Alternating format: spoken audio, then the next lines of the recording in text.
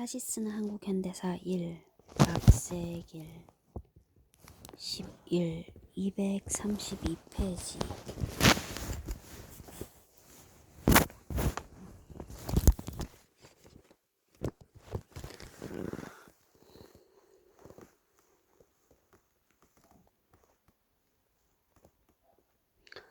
이러한 맥락에서 1949년 9월 8일 일본 정부는 연합군 최고사령관 메가더의 명령으로 일본에 있는 주요 한국인 조직들, 예컨대 한국민주청년동맹과 한국인거주자연맹을 해체시키고 그들의 재산을 몰수했으며 간부들을 추방시켰다.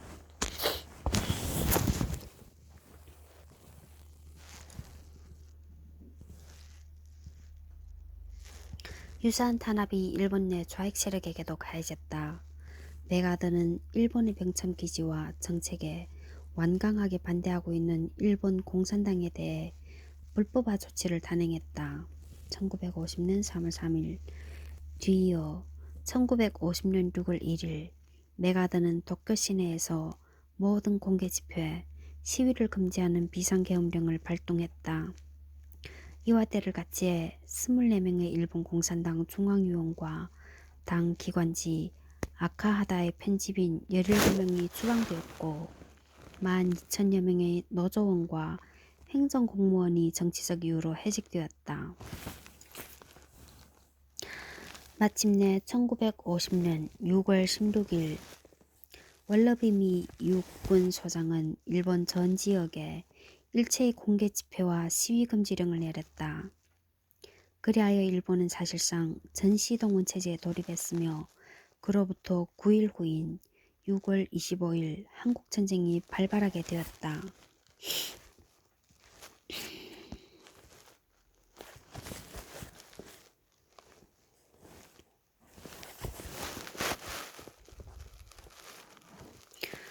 (233페이지)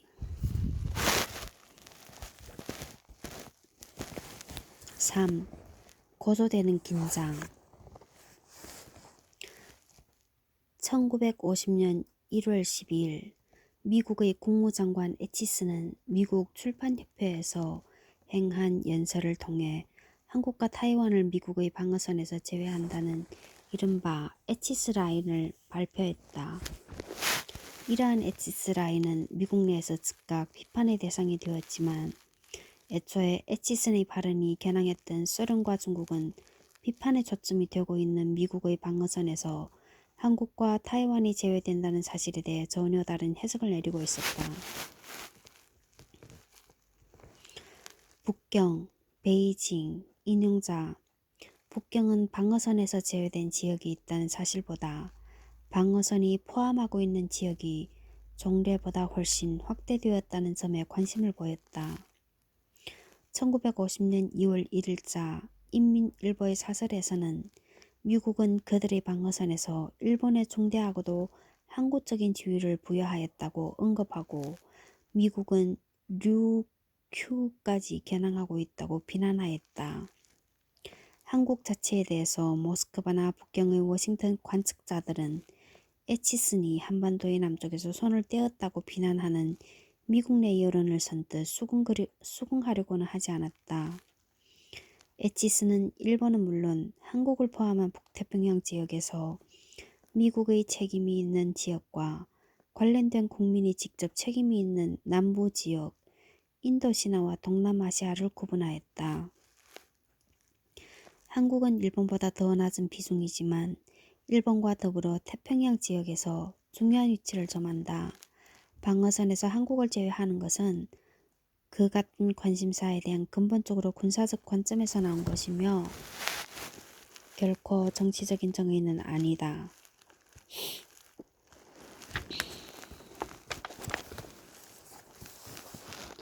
여기서 말하는 군사적 관점이라는 표현이 담고 있는 내용은 에치슨 라인이 발표되기 직전인 1949년 12월 13일 미국의 국가안보회의에 제출된 한 문서를 통해 대략적으로 밝혀지고 있다.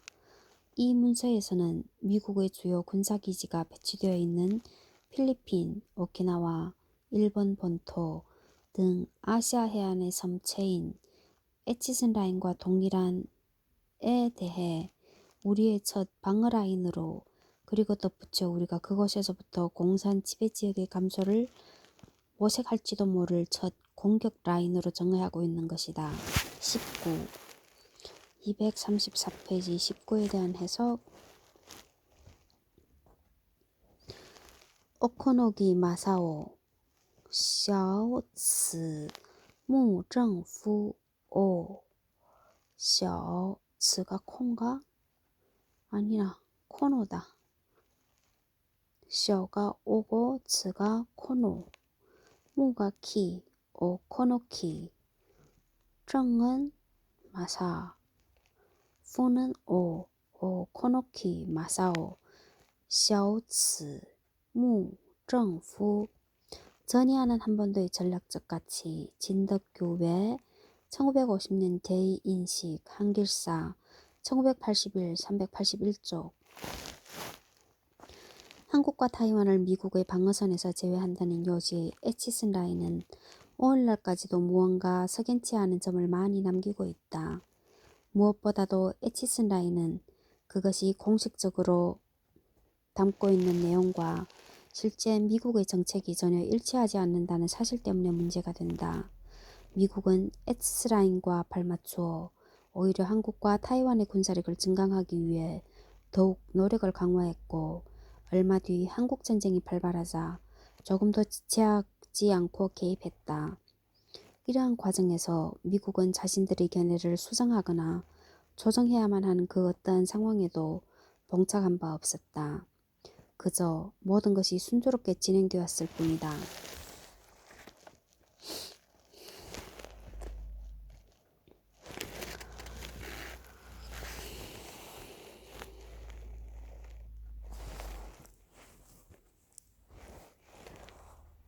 혹자는 에치슨 라인이 북한으로 하여금 미국이 개입하지 않을 것이라는 판단 아래 남침을 감행하도록 만들었다고 주장하기도 한다.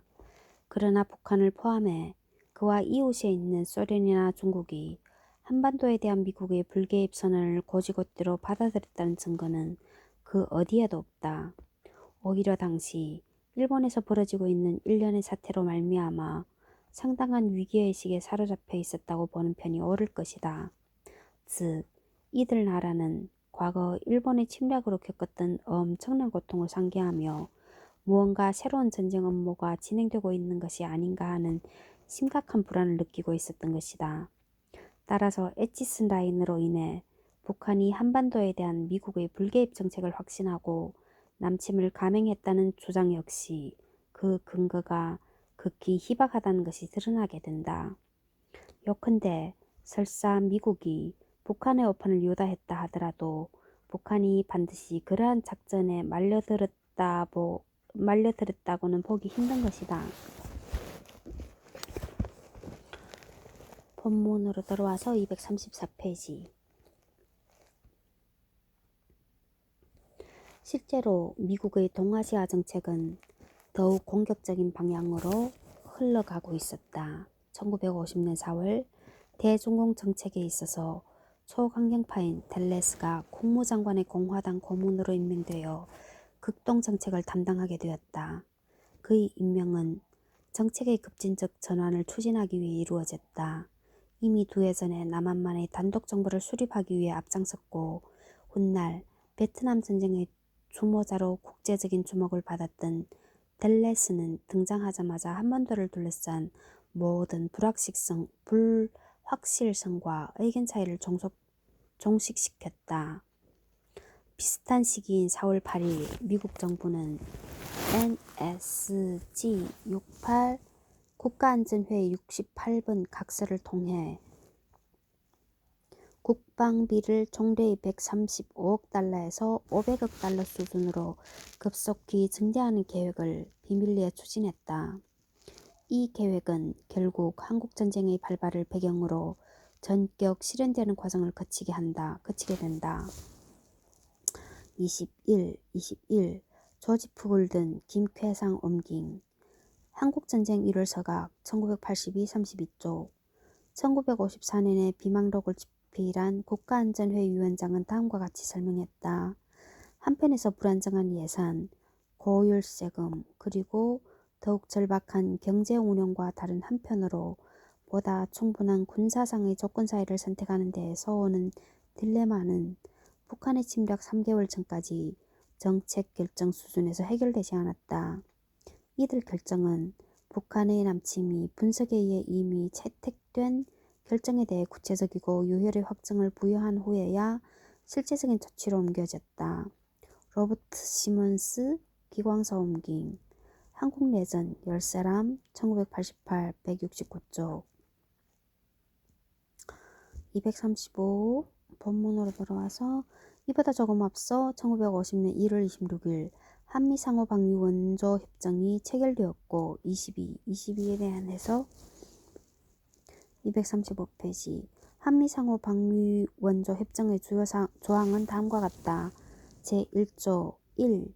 각 정부는 원조공여 정부가 허락하는 기구, 물자, 노력 내지 기타 원조를 당 정부가 동의하는 약정 및 조건하에 상대방의 정부 혹은 기타 정부에게 제공 혹은 계속 제공한다. 2. 대한민국 정부는 본조 제1항에 의해 수취한 원조를 그 공여 목적을 위해 유효히 사용할 것과 미합 중국 정부의 사전 승낙이 없이는 원조 공용 목적 이외의 다른 목적을 위해 유용하지 않을 것을 공약한다. 3.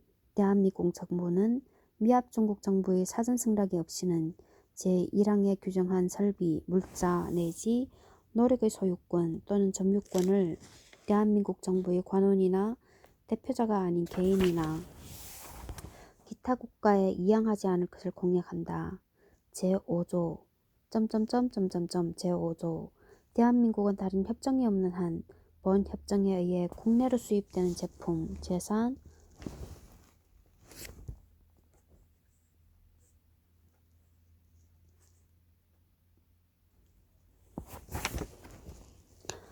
자재 내지 기구의 수입 또는 수출의 관세와 국내 관세를 면제한다. 제6조 대한민국 정부는 정식 미국 대표에게 본 협정에 의해 제공된 원조의 이용 상태를 자유로이 또는 충분히 시찰할 수 있는 편의를 제공한다. 유로이 또는 한국과 미국 사이에 맺어진 모든 협정이 그렇지만 본 협정도 원조를 미끼로 미국이 한국의 내정을 관찰하고 감독할 수 있는 절대적 권한을 합법화해주고 있다. 내정을 관찰하고 감독할 수 있는 절대적 권한을 합법화해준다고? 노재봉 한국경제개발에 따르는 정치적 코스트 마루야마 나오키 마루야마는 완산 나오키는 지치 한반도 위성의 재조명 인간사 1985 322페이지부터 325쪽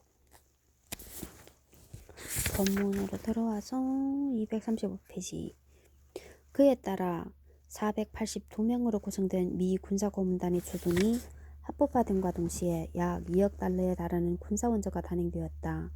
미 군사고문단의 지도 아래 남한 군대는 1948년 말 약 6만 명 정도의 규모에서 1950년 6월경에 이르러서는 10만 명 수준으로 성장했다. 1950년대에 들어와서는 미국 군사 지도자들의 극동 지역에 대한 왕래가 유난히 잦아졌다.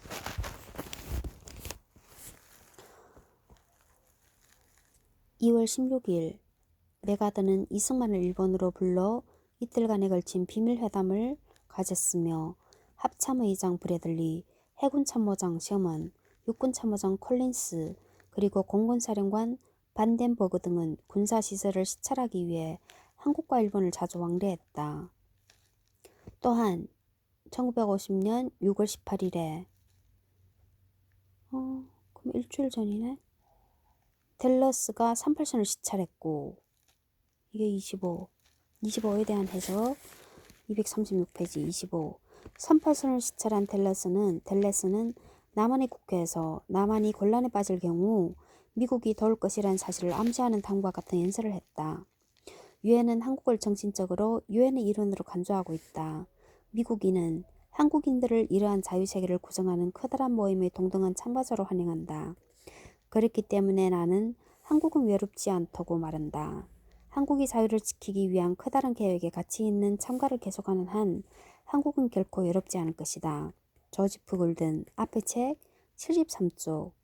한편 1950년 7월 말경 대표적인 북한신문 노동신문은 지난 6월 도쿄에서 있었던 미국 고위 관리들의 회담에 관해 다음과 같은 기사를 게재했다. 미 고위 군사관리들은 동경에서 가진 한 회합을 통해 조선에서의 전쟁 수행의 시기 및 방법과 대만 점령을 인정하는 문제를 토의하였다. 메가더 계획에 따르면 미군은 7월 말 이전에 대만에 주둔할 예정이었다. 따라서 조선에서의 전쟁은 더욱 일찍 시작되었는데 그것은 대만 점령의 방편이 되기 때문일 것이다. 시장에는 쌀이 없고 인민들은 도처에서 이승만 정권을 원망하고 있다. 들레스는 쌀과 물품이 부족한 가운데서 어떤 정책 수행도 불가능하며 결국 미국은 이 상황을 책임져야 한다고 결말지었다. 이에 따라 들레스는 미국이 조선전쟁의 개시에 동의했음을 이승만에게 통보했다. 로버트 시먼스, 앞의 책 160쪽.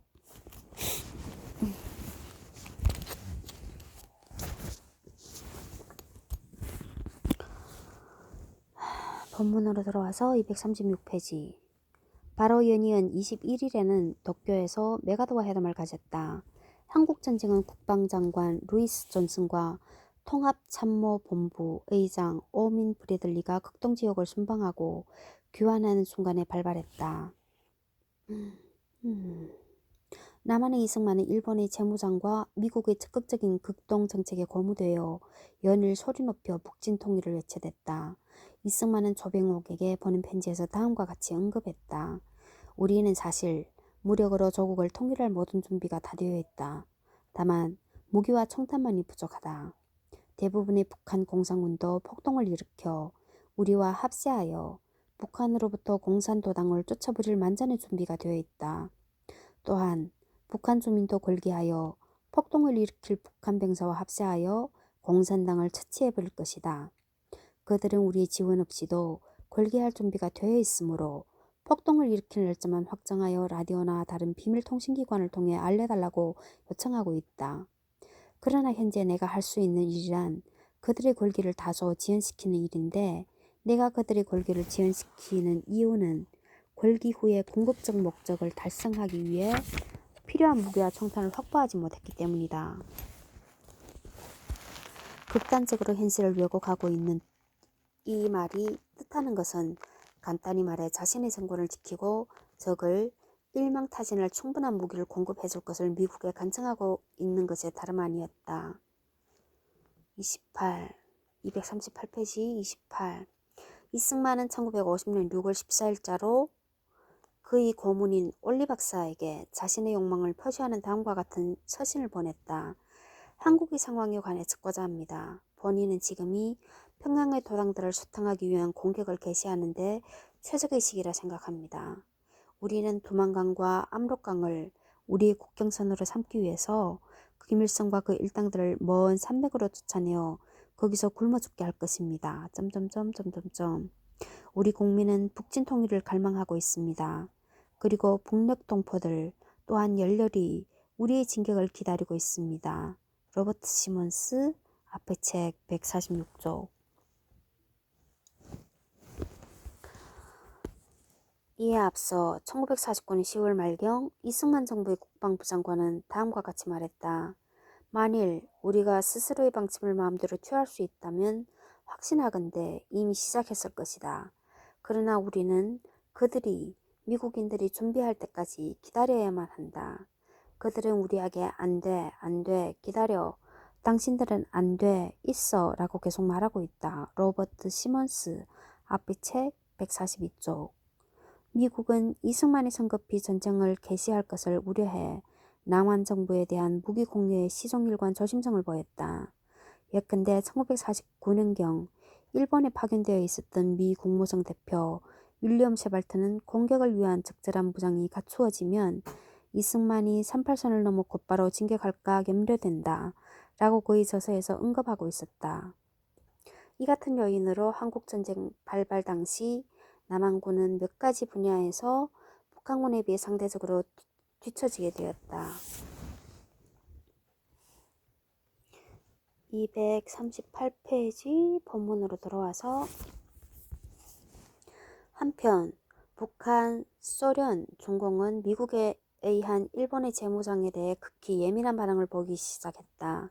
소련은 1950년 1월 6일자 호민포럼 전후를 통해 다음과 같이 미국의 대일 정책을 비난하고 나섰다. 중국과 한국에 있어서 미 제국주의자들의 약탈 계획이 실패로 끝난 뒤에 국무성과 미 군국주의자들은 그들의 주 관심을 소련과 아시아의 제 국가에 있어서의 민주적 운동에 대한 군사적 모험의 중요 기지인 일본에 쏟았다. 무엇보다도 그들은 근거 없는 여러 가지 고시를 붙여 일본과의 평화조약 조인을 지연시키도록 획책하고 있으며 또 이런 식으로 미군의 일본 장기 주둔을 합법화하려 들고 있다. 뒤이어 2월 14일 소, 중공, 우호 동맹과 상호 원조 조약이 체결되었다. 중공의 인민일보는 이 동맹이 미일 군사동맹에 대항하기 위한 중소 양국의 제휴 형성임을 시사했다. 역사의 새로운 시대에 창설된 중소 간의 이번 동맹은 세계 인구의 3분의 1을 포함하고 있다. 이 동맹은 제국주의 침략에 대비한 정복할 수 없는 요새이다.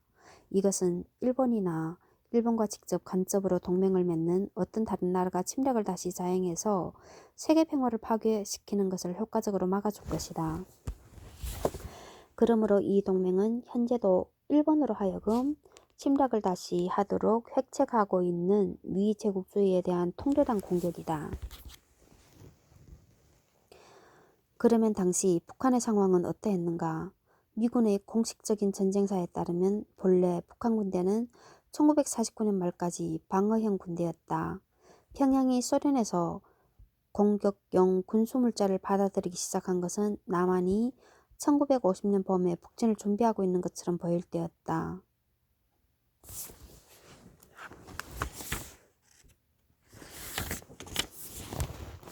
소련에서 무기를 구입하는 것은 북한 전역에서 벌어진 기부금 운동으로 뒷받침되었다.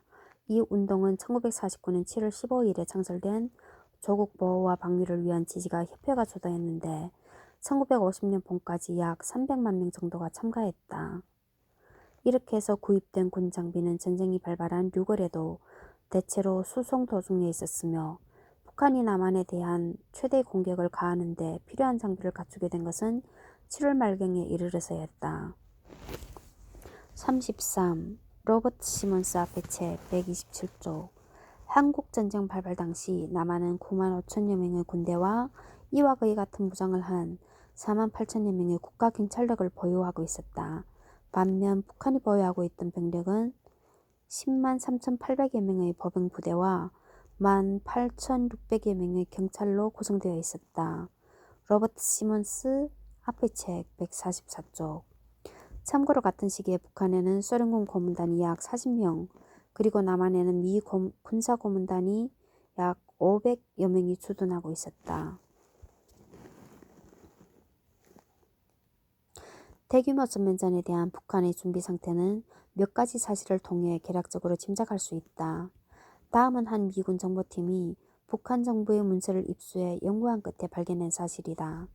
1950년 1월부터 6월의 날짜가 붙은 노동당 상임위원회의 1급 비밀 작업 계획은 북한 정부 정책의 모든 것을 상세히 다루고 있음에도 불구하고 앞으로 있을 전쟁에 대해서는 전혀 언급을 하고 있지 않다. 또한 두 개 사단의 참모장을 포함하여 수많은 북한의 고위 장교들은 다음과 같이 말하고 있다. 그들은 다가올 전쟁을 거의 육감으로 느꼈을 뿐이고 전쟁 개시 일주일 전까지도 공격에 대한 아무런 구체적인 지시를 받지 못했다. 또한 6월 25일 당일 북한군의 동원 태세는 전쟁이 시작된 지 한 달 후인 1950년 7월 30일 메가더 사령부의 보고 과정 중 한 장교가 특파원에게 한 말을 통해 짐작할 수 있다. 전쟁이 시작된 6월 25일 당시 북한은 동원 계획을 실행하지 않았다. 오직 6개 부대가 침략이 시작되었을 때 전투 준비가 되어 있었다. 북한의 전쟁 계획이 13개에서 15개 부대를 요구함에도 불구하고 4. 불붙는 38선. 기록상으로 볼 때 한국전쟁은 말할 필요도 없이 1956년 6월 25일 새벽에 개시되었다. 그러나 이러한 사실이 마치 마른 하늘에서 날벼락치듯이 갑자기 전쟁이 시작되었다는 것을 의미하지는 않는다. 어떻게 보면 전쟁은 적어도 이미 4.3 제주항쟁에서 시작되었다고 볼 수도 있다. 여순봉기와 전면적인 유역전을 거치면서 최소한 10만 이상의 희생자를 양산하면서 치러진 적대적인 두 세력 간의 대규모 무력 충돌은 그 자체로 하나의 전쟁이었다고 보아도 조금 더 이상할 것이 없다. 또한 1950년 6월 25일 본격적인 한국전쟁이 발발하기 훨씬 전부터 38선에서는 남북한 군대 간의 대소규모 충돌이 끊임없이 발생하고 있었다. 37전에 이거 36 읽어야 되네. 보자. 36. 어떻게 보면 전쟁은 적어도 이미 4.3 제주항쟁에서 시작되었다고 볼 수도 있다. 여순봉기와 전면적인 유역전을 거치면서 최소한 10만 이상의 희생자를 양산하면서 치러진 적대적인 두 세력 간의 대규모 무력 충돌은 그 자체로 하나의 전쟁이었다고 보아도 조금 더 이상할 것이 없다. 36에 대한 해석 241페이지. 36. 최장집도 이와 동일한 견해를 표명하고 있다. 우리는 한국전쟁이 1950년 6월 25일 전면전이 일어나기 훨씬 이전의 첫 번째 국면, 괄호, 해방 직후부터 시작해 해방된 민족 통일국가를 수립하려면 민족의 열망이 좌절된 시기, 괄호 닫고, 훨씬 이전의 첫 번째 국면에서 이미 시작되었는 사실을 배우게 된다. 한 연구자의 추정대로 특히 1948년 제주도 4.3 사건 이후 전쟁 발발할 때까지, 그러니까 그건 2년이 넘네. 게릴라전을 포함한 정치적 투쟁으로 10만 정도의 사망자가 발생했다고 할 때 우리는 이미 그것을 평시의 상태로 보기 어렵기 때문이다. 한겨레 신문 1988년 6월 25일자. 본문으로 돌아와서 37. 또한 1950년 6월 25일 본격적인 한국전쟁이 발발하기 훨씬 전부터 38선에서는 남북한 군대 규모 간의 대소규모 충돌이 끊임없이 발생하고 있었다. 37에 대한 해석 242페이지. 미 국무성의 한 관리는 1950년 4월에 다음과 같이 말했다. 38도선은 실질적인 전선이다. 전투가 계속 진행되고 있고 아마 2천 명의 전투원이 실제 교전하고 있다. 로버트 시몬스 앞의 책 141쪽.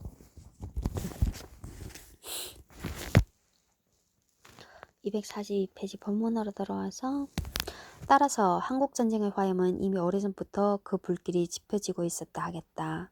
한국전쟁의 기원에 관련된 문제는 이러한 맥락에서 전쟁이 전면화되고 국제화되는 계기와 원인이 무엇인가, 다시 말해 누가 타오른 불길 위에 기름을 부었는가 하는 것으로 구체화되지 않으면 안 된다. 그러면 늦어도 1949년 여름부터 38선을 사이에 두고 전개된 남북한 군대 간의 대소규모 무력 충돌에 관해 살펴보자. 1949년 5월 5일에 춘천에 주둔하고 있던 보안부대 2개 대대 요원들이 북한으로 넘어간 일이 발생하였다.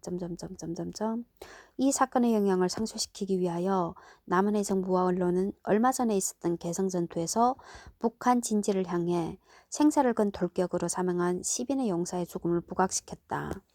또한 남한군의 변절을 가장하여 북한 경비대를 유혹하면서 5월 7일 의정부 일대에서 그들을 습격하려고도 하였다.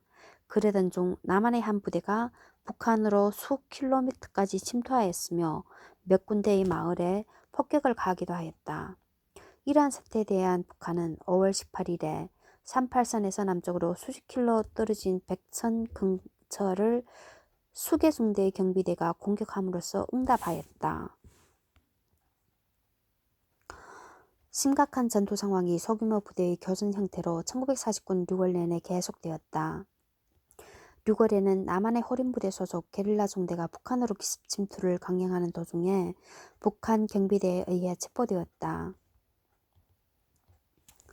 9월에 평양에서 열린 재판에 대한 북한 측의 선전을 언급하는 미국 측에 따르면 남한 게릴라 부대는 그 작전 영역이 정확히 밝혀지지는 않았지만 동해안의 원산만 북방을 공격 목표로 삼고 있었던 것으로 알려졌다.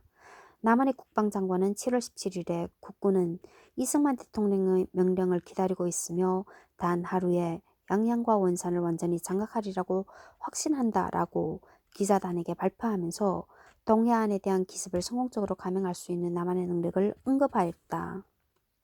1949년 8월 초에 업으로 가장하고 인천항을 출발한 남한의 해군 선박은 8월 11일에 대동강 어귀의 해안군사시설을 폭격하였다. 또한 6일 후에 6척의 소해정에 승선한 남한기동부대가 북한의 몽군포 군항을 공격하여 북한 선박 한 척을 납포하고 4척을 격침시켰던 사건은 실로 심각한 것이었다.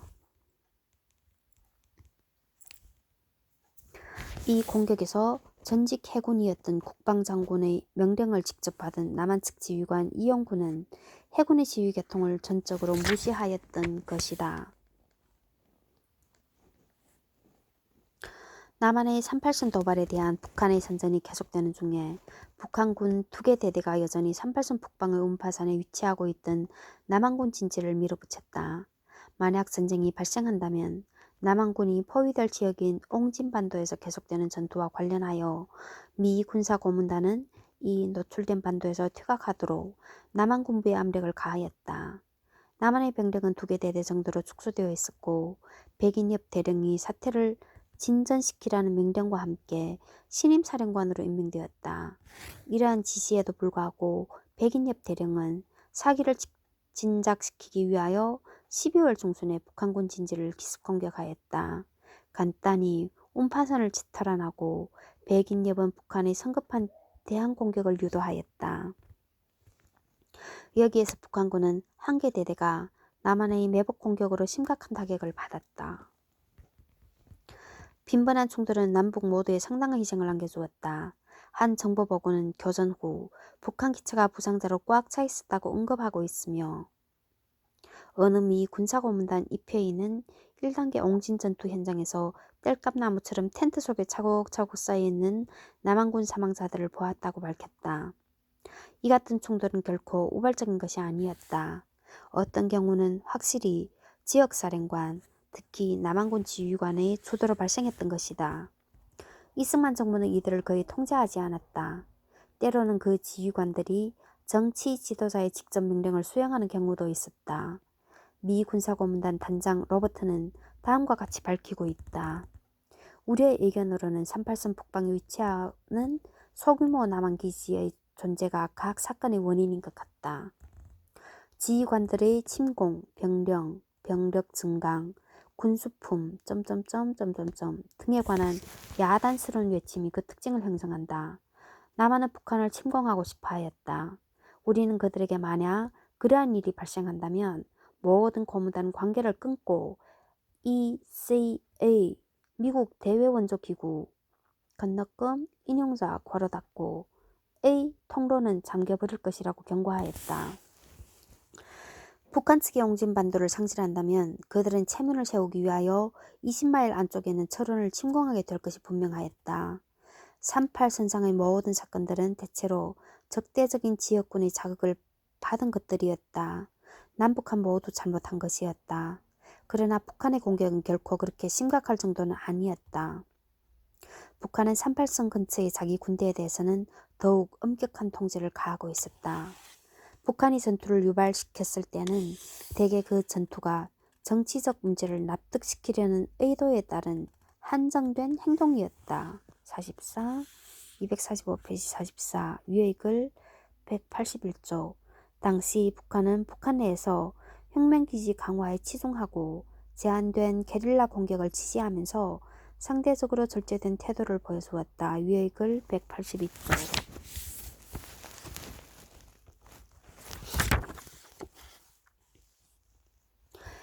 남북한 양측 모두가 교전을 주도한 바 있으며 45. 246페이지 45에 대한 해석.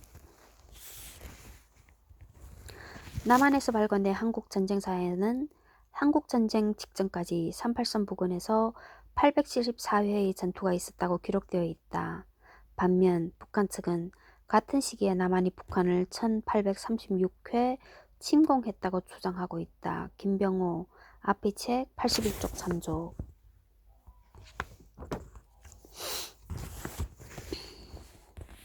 또 어느 쪽도 38선을 일반적인 국경선으로 생각하지 않고 있었음이 분명하다. 또한 실제 전투에서는 북한이 패배한 듯하다. 그 이유는 남한이 대부분의 군대를 38선 지역에 배치하고 있었던 것에 비해 북한은 다른 공산국가와 마찬가지로 주요 병력은 예비로 남겨둔 채 내무성 귀하의 경무장된 경찰력으로만 38선을 수비하고 있었기 때문이었다. 46에 대한 해석. 246페이지. 사회주의 국가에는 일반적으로 정규군 외에 경비대를 두고 있다. 북한의 경비대도 기본적으로는 다른 사회주의 국가의 경비대와 동일한 성격을 지니고 있는 것으로 볼 수 있다. 북한의 한 사전은 경비대에 대해 다음과 같이 적고 있다고 한다. 적의 침략으로부터 국경, 해안, 철도, 공공건물 및 시설 등을 보유하는 무장집단, 경비대는 주로 대내적 임무를 수행하는 국가의 무장력이다. 전쟁이 일어나기 전 북한에는 내무성 산하의 철도경비대, 조중 국경경비대, 산발성 경비대가 있었다. 사카로의 히로시, 한국전쟁의 기원에 관한 일고찰.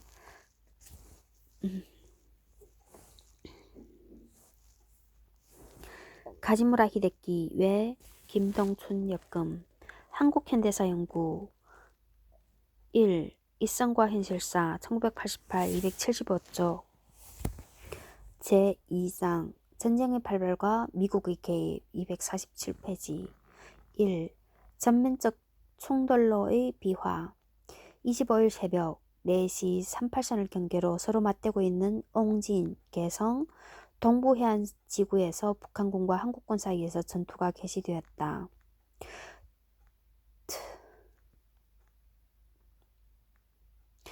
6월 25일 날이니까 새벽 4시면 그때는 태양이 올라오려고 해서 밝았나? 드디어 3년간에 걸친 대열전의 비극의 막이 오른 것이다.